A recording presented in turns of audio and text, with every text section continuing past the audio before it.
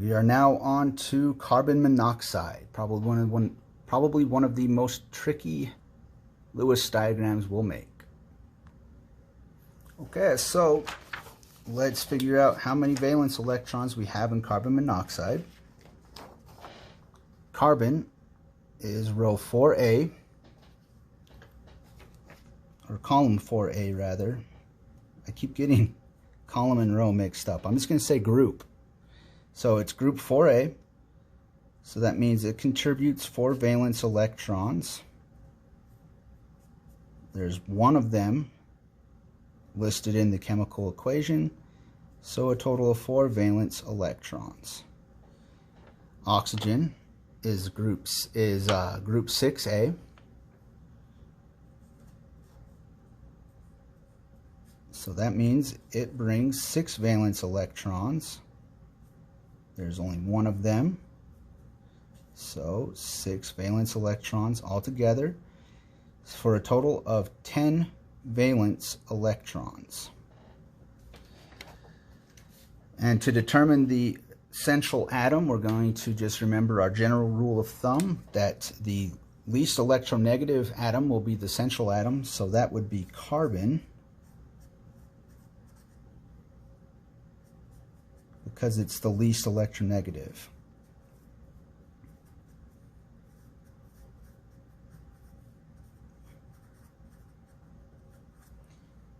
All right, so let's start drawing this out.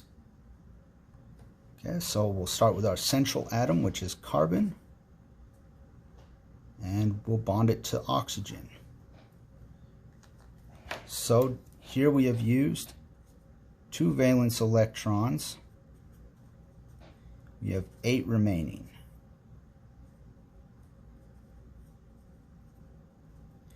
And we check the octet rule.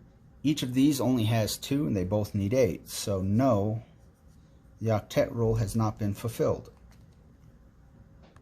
So to try to remedy this octet rule, we're going to start assigning the remaining valence electrons, and we're going to start at the non-central atom, the peripheral atom, which is oxygen.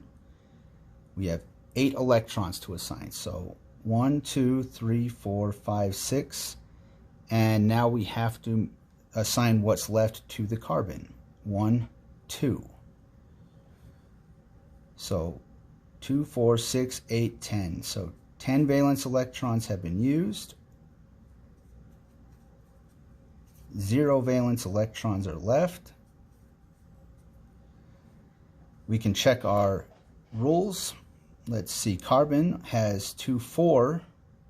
It needs 8 electrons, so no, its valence shell is not filled. And oxygen has 2, 4, 6, 8, so yes, its valence shell is filled. So we need to somehow get 4 more electrons over here. And to do that, what we're going to do is take this lone pair and this lone pair, and we're going to form a triple bond between carbon and oxygen. All right, so let's draw this out. Carbon, triple bonded to oxygen, and we'll fill in our valence electrons. We'll count these up. 2, 4, 6, 8, 10. So again, we've used all our valence electrons. We have no valence electrons left over. Carbon has 2, 4, 6, 8, so its octet rule is filled, and oxygen has 2, 4, 6, 8. It's also been fulfilled. And so now we're going to make a model of this. Okay, so here's our Lewis diagram for carbon monoxide. We're going to put this together now as a ball and stick model.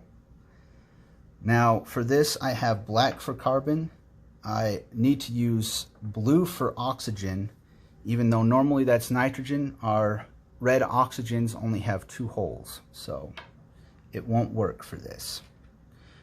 And yeah, let's put these together. We'll start with the carbon.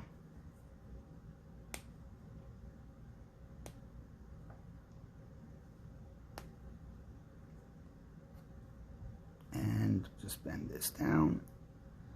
And there's our triple bonded carbon and oxygen. There would be lone pairs that I'll signify just with these bonds out on the side. You can see that's quite linear. And that's pretty much how you're going to determine the shape of this.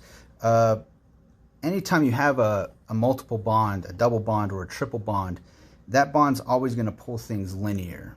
So the bond angle between these two is always going to be 180 degrees if it's got a double bond or a triple bond. So unfortunately, there's not really a part on your table that can help you determine this from evaluating the Lewis diagram. So the model is what you have to go off of.